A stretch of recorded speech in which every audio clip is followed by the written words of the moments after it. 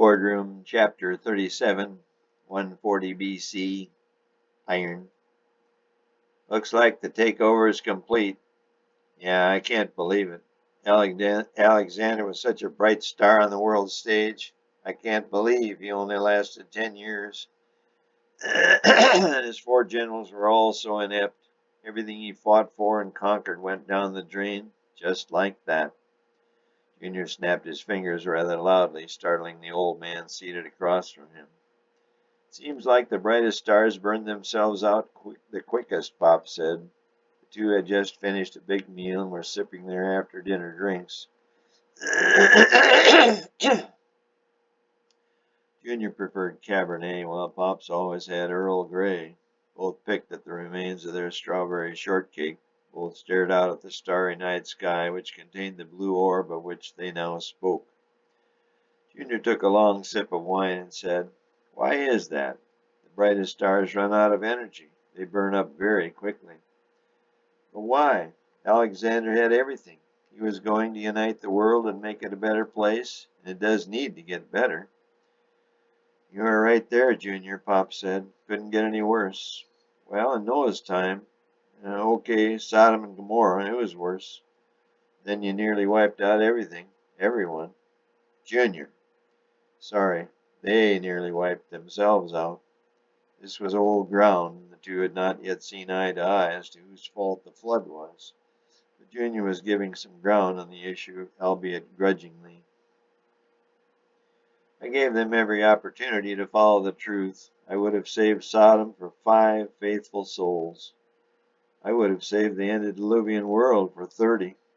Only 8 believed, and really only 1 believed I am the true God, the creator of all." Pops put his chin in his hand and stared out at the troublesome planet.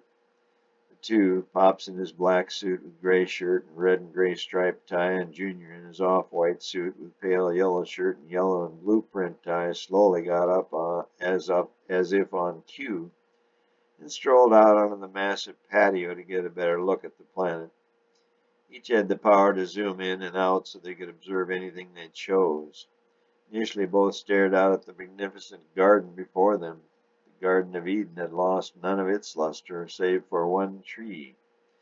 The tree of knowledge of good and evil, where the happy couple had tasted the apple on behest of the serpent, Luke, had now died. It was a massive tree, some 2,000 feet high. It was now without one leaf.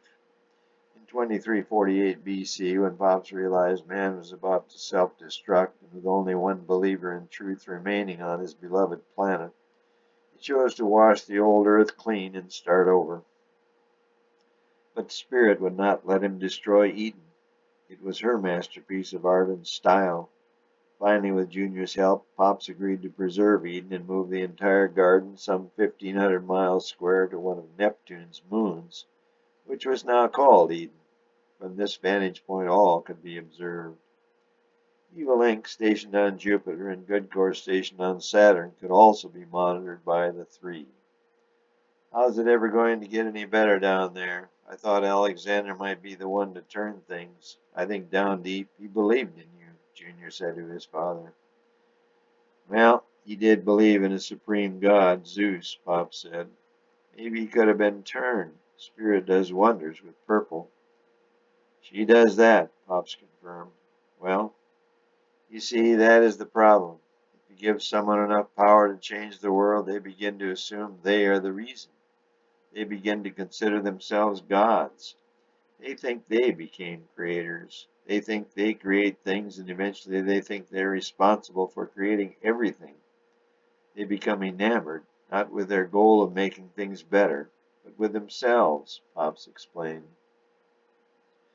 "And eventually they consume themselves." "Yeah, even old Noah couldn't pass on his faith to all his sons," Jesus remembered. "Therein lies my problem," Pop said.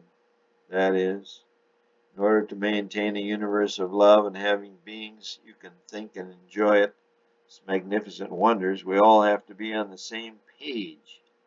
You, me, Spirit, Gabe, Good Core, Luke, Evil Inc., humanity. We all have to coexist in harmony. Life itself is based on one basic principle. For every action, there must be an opposite and equal reaction. I am the energy source, but if someone moves their finger to the left, there is movement of air to the right. That is the essence of life. No motion, no energy, no life, nada.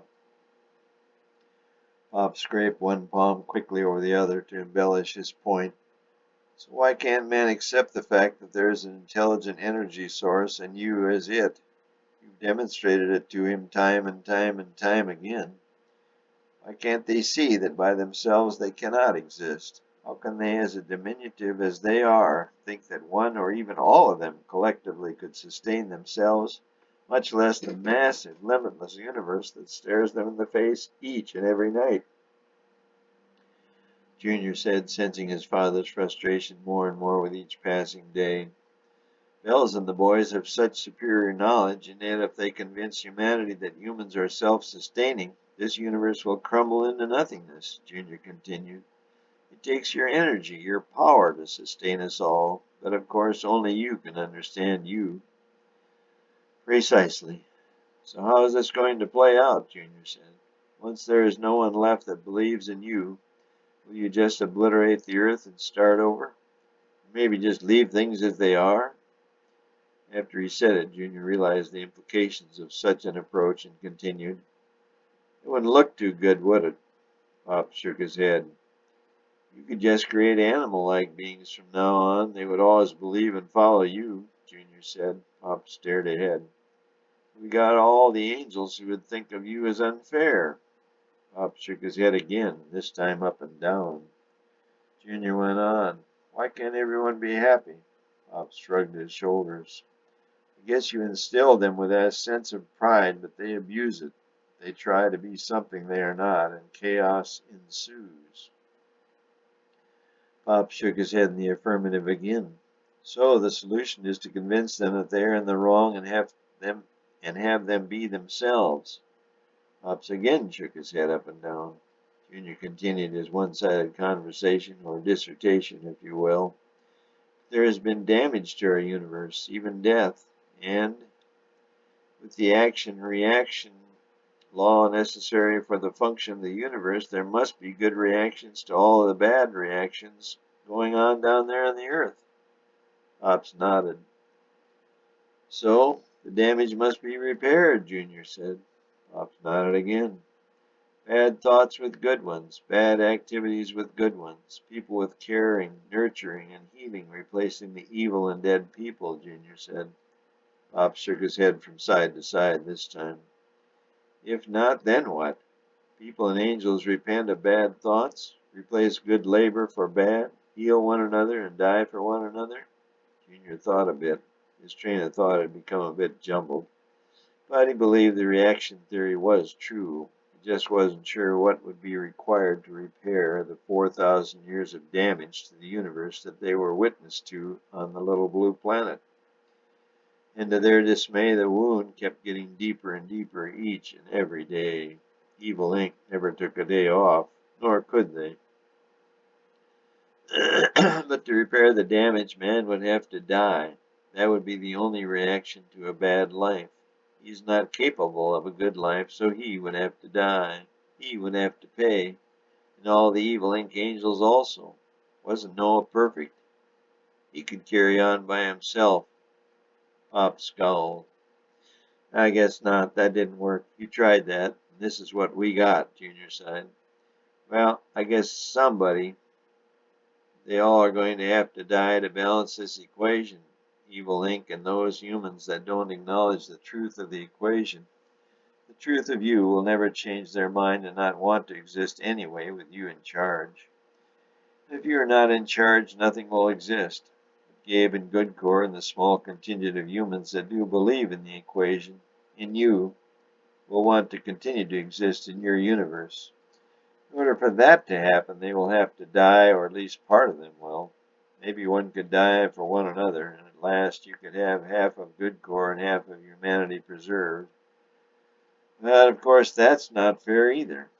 How would you or they decide who should live and who should die? As I see it, There are only three other entities capable of understanding all this. You, me, and Spirit. Pops nodded again. Well, you can't die in their place. If you're gone, there's nothing. We all die. And if you can't let your beloved wife and my beloved mother die, you would not even want to live, nor would I. That leaves... Junior's skin began to crawl. His mouth was suddenly devoid of saliva, and his stomach knotted up in a contracted acid ball. He glanced briefly at his father and then looked quickly back at the little blue ball of trouble. He did not see the tear in his father's left eye. His eyes had never been so wide open as they focused on the sleepy little town just west of the Dead Sea.